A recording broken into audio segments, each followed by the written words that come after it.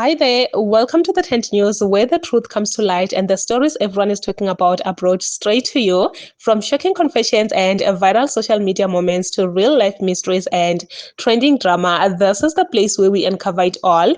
Now, please watch this video first, and I will be back with the rest of my commentary. Sanibonani South Africa. Ngethemba ukuthi niyaphila nonke. Kulabo abakhathazekile ukuthi mhlambe mangabe kuvalwa izitolo zabantu bokufika ngabe mhlambe njengoba ezinye zilapha emakhaya abantu bekwazi ukuthenga isinkwa, bekwazi ukuthenga usawoti, bekwazi ukuthenga ushukela omncane nazo zonke lezi ezinye izinto, ngabe mhlambe kuzokwenziwa kanjani ukuthi lezo tolo iqhubeke zisebenze. Sizokwenza isiqiniseko sokuthi abantu abasha okokuqala siba nohlelo nje oluqondile lokubasiza ukuthi bekwazi ukuqhubeka nalezo tolo, bese kuthi odadewethu nabafowethu laba bebevele besebenza kulezo izitolo ibona bazoqhubeka babe ngabanikazi balezo izitolo. Kodwa sizoyibheka ngoba phela siyazi ukuthi abantu bakithi ipolitiki yabenza bangakwazi ukubambisana, babulala lo moya wokubambisana. Ngakho ke sicela ukusho ukuthi siniqinisekise, sininike ithemba lokuthi zonke lezi izitolo ezilapha emakhaya nalezi izitolo ezilapha emadolobheni esithi ayivale zizovula isebenze. Okwesibili, umyalezo esubhekise kulaba cash and carry okuyibona abakade benikeza laba abantu bokufika impahla yokuthi bekwazi ukusebenza kulezi izitolo. Sizocela ukuthi labo cash and carry beqhubeke benikeze ke laba balapha eSouth Africa ke manje esizobasiza. Kuzoba no association weyipaza shop ozovulwa manje, hayi labo association abahlangene nosopolitiki nezigebengu benze ngazuthi basiza ama South Africans kanti bayithathela nje imali kulabo abantu bokufika. Sizoba nohlelo, sizoba nenhlangano eqondene nezipaza shop ne beauty industry, spaza shop and beauty industry okuyiwona into umnotho omncane obhekwe ngabantu bakithi okuzohlanganwa kuwo sibasize abantu bakithi ukuthi beqhubeke lezi izitolo ivuleke. Ipaza shop akuzona ezokwenza imali, ipaza shop akuzona ezokugwilika, ipaza shop ezokusiza umphakathi ukuthi ukwazi ukuthenga lezo mpahlane ezincane ngesikhathi umuntu engakaye edolobheni.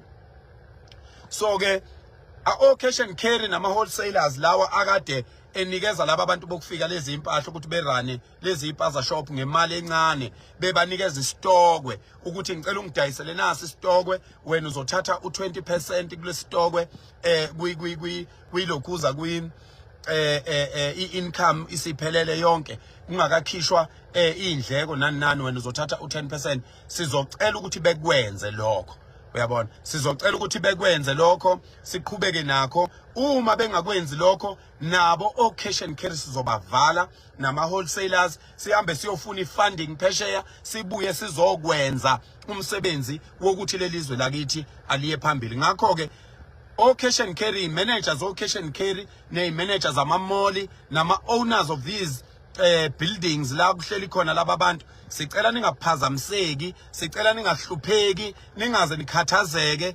I-rental yenu nisazoyithola, abantu ebebethenga kulezi izitolo basazoqhubeka bethenge kulezi izitolo, kodwa kuzoqhubeka umuntu wase South Africa esizomgada ukuthi umsebenzi wenza kahle, uvula ngesikhathi, abantu abasebenza naye bakhokheleka kahle, irent ikhokhwa ngesikhathi, nayo yonke into. So laba babuza zonke lezo zinto lezo sibaphendula kanjalo ke.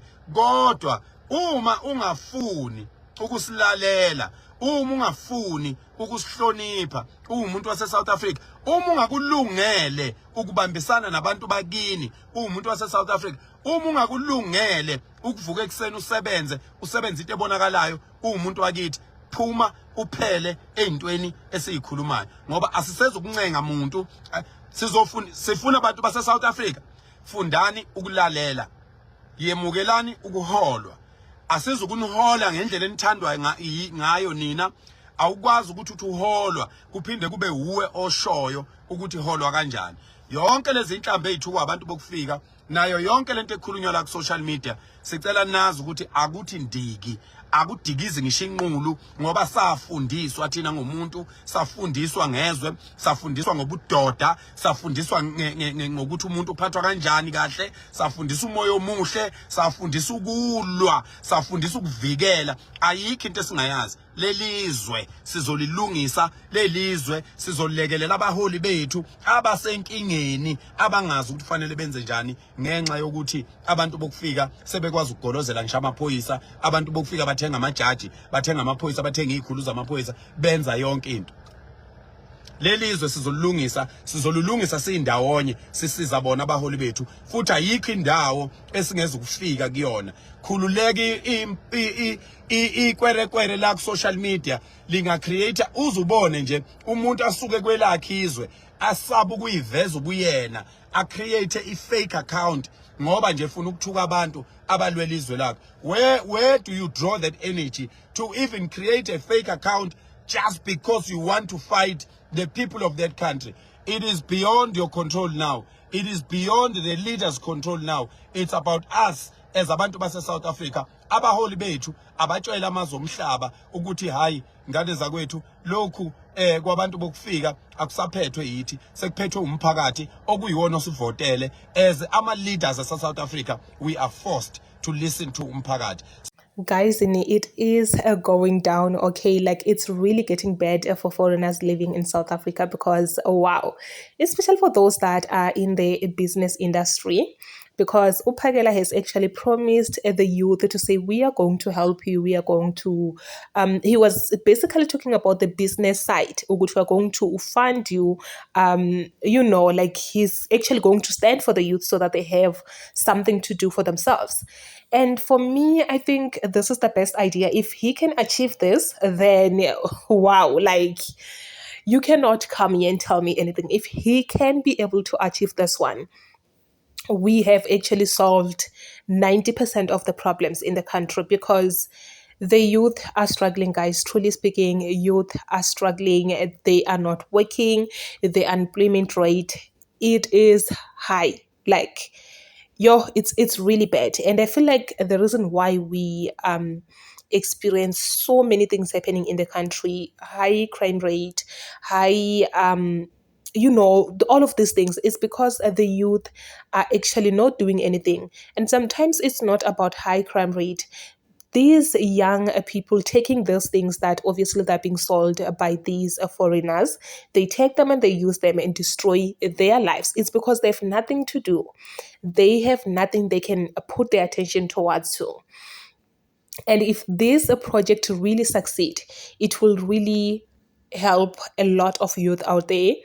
So many young people will have something that they're busy with and they will not be easily interrupted. You understand me? They will not be easily carried away with these things that are being sold out here. But anyway, guys, please comment your thoughts down below in the comment section. What do you think? Do you think this is a great idea or what? Say your thoughts down below in the comment section.